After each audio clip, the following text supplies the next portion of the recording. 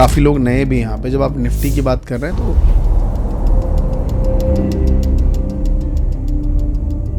अब एसबीआई का blue chip fund है, तो वहाँ पे ब्लू चिप में मतलब वही वाले निफ्टी वाले स्टॉक्स इन जनरल होते हैं, तो उसमें आप कर लो जाके। अब क्योंकि हमें म्यूचुअल फंड में पता है 20% हद से हद बढ़ जाएगा, 25% हद से हद बढ़ जाएगा एक साल। तो क्या आपका बिजनेस ऐसा है जिसको आप क्या 50% 60% ग्रो कर लेते हो एक साल में? एक्सपेंसेस बढ़ते चले जा रहे हैं अर्निंग से, और सेविंग की तरफ ध्यान ही नहीं है। काफ़ी लोग नए भी हैं यहाँ पे। जब आप निफ्टी की बात कर रहे हैं तो डेफिनेटली वो निफ्टी खरीदने की बात कर रहे हैं। तो निफ्टी 20, हाँ, तो जैसे निफ्टी 20 अगर आप लेंगे तो निफ्टी 20 में आप पैसा लगाएंगे तो उसमें करेक्शन निफ्टी और निफ्टी 20 बेसिकली उसी का वो ETF है, तो आप उसमें जाके अपनी इन्वेस्टमेंट करेंगे। जी बिल्कुल, मैं तो कहूंगा कि जैसे अब एसबीआई का ब्लू चिप फंड है, तो वहाँ पे ब्लू चिप में मतलब वही वाले निफ्टी वाले स्टॉक्स इन जनरल होते हैं, तो उसमें आप कर लो जाके। एक चीज और ऐड करना चाहूंगा, देखिए सर्विस वाले पर्सन तो नहीं कर सकते वो चीज, लेकिन बिजनेस वाला पर्सन अगर ये देख ले कि वो साल में अपने बिजनेस को कितना ग्रो करता है। अब क्योंकि हमें म्यूचुअल फंड में पता है 20% हद से हद बढ़ जाएगा, 25% हद से हद बढ़ जाएगा एक साल में, या एक्यूमुलेटेड भी अगर कई सालों तक देखें, तो क्या आपका बिजनेस ऐसा है जिसको आप क्या 50% 60% ग्रो कर लेते हो एक साल में? अगर ऐसा कर रहे हो तो बिजनेस में इन्वेस्ट करते रहो, फिर तो म्यूचुअल फंड में जाने की जरूरत नहीं है। तो ये चीज भी एक कंसिडर करने की जरूरत है। उसके अलावा अब एक और चीज है, एक और तरीका बता रहा हूं, जैसे जो मैंने यूबीएल वाला तरीका बताया कल, ये तरीके से अगर आप जाते हो तो एक महीने में 10% कमाना बड़ा आसान है। तो 10% अगर मैं देखूं तो 120% होता है साल भर का, तो 120% अगर साल भर का होता है, बार बार साइकिल तो नहीं मिलेगी ना? वैसे मिलेगी, क्यों नहीं मिलेगी, ट्राई करो। आप कह रहे हो अलग अलग स्टॉक में? हाँ, अलग अलग स्टॉक में। तो इस तरीके से अगर आपको 120% मिल सकता है, अब मैं कह रहा हूँ कि कभी करेक्शन भी आएगा, कभी स्टॉक पूरा 10% नहीं देगा, तो 60% तो मिलेगा। मतलब म्यूचुअल फंड से तो डबल हो गया। म्यूचुअल फंड 30-20 जो दे सकता है, मतलब मैं स्मॉल कैप की बात कर रहा हूँ कि अगर 30 तक दे जाए तो, अदरवाइज इंडेक्स वाले तो 15% से ज़्यादा नहीं देने वाले, 12% से ज़्यादा नहीं देने वाले। 12 तो निफ्टी का ही वो है। तो उस हिसाब से अगर देखें, मैंने शायद देखा कहीं 15 था, तो अगर हम वैसे देख लें 12-15 जो भी है, तो उस बेसिस पे 60% तो 4 गुना हो गया। तो वहां से अगर 60% की आप जा सकते हो और आपको दिख रहा है अपने बिजनेस को आप 50% ग्रो कर पाते हो, तो इस तरीके से भी आप एक कॉर्पस बिल्ड कर सकते हो। ओके, ठीक है, मतलब मैं ये समझ पा रहा हूँ। अब एक सवाल ये भी हो सकता है कि कितना इन्वेस्ट करें, तो मैं एक एज ग्रुप लेता हूँ सर अपने हिसाब से। एक हो गई 25, क्योंकि मुझे लगता है वैसे तो लोग जितना अर्ली एज से स्टार्ट कर सकें करें, बट एक एज डिफाइन करते हैं 25, 30, 35 और 40।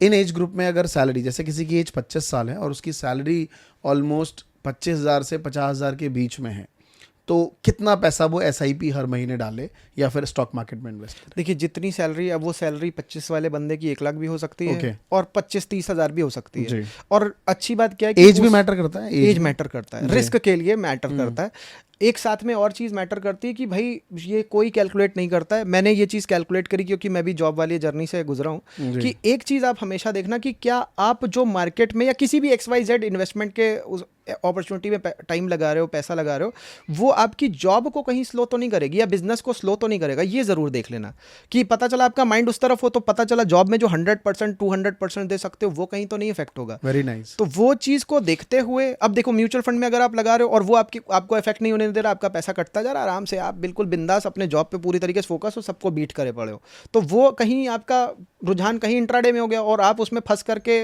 दिक्कत में आ गए, तो वो नहीं होगा। आपका 25 की एज है, मान लो आप 1 लाख की सैलरी पे हो और आप जो है 20,000 30,000 की SIP डाल रहे हो, क्योंकि उस टाइम पे खर्चे तो बहुत कम है, बल्कि मैं कहूँगा 50,000 तक शायद कर ले जाए SIP।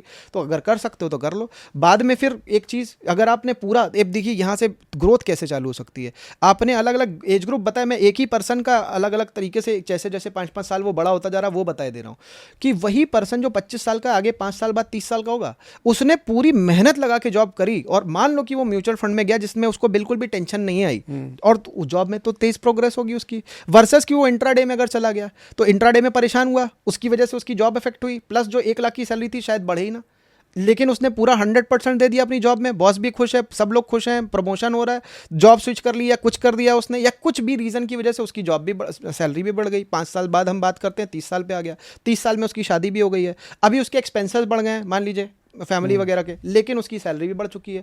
1 लाख से मान लीजिए इन 5 सालों में वो 1.5 लाख तक भी अगर पहुंचा, कि इन्फ्लेशन के बेसिस पे मैं बात कर रहा हूँ, कि वो 10% भी अगर इन्फ्लेशन मान ले तो वहाँ से वो वहाँ तक 1.5 लाख तक पहुंचा। अब 1.5 लाख में मैं कह रहा हूँ कि अभी भी वो 85,000 की अगर SIP डाल रहा है तो भी बहुत बढ़िया चीज़ें हो सकती हैं, क्योंकि उसके खर्चे कहीं ना कहीं एक लिमिट में, दिक्कतें वहाँ पे चालू हो रही जो मेट्रोपॉलिटन सिटीज़ में या थोड़ा सा सिटीज़ का अर्बनाइजेशन हो रहा है, उसमें उनकी अर्निंग जो है बढ़ती चली जा मतलब सॉरी एक्सपेंसेस बढ़ते चले जा रहे हैं अर्निंग से, और सेविंग की तरफ ध्यान ही नहीं है।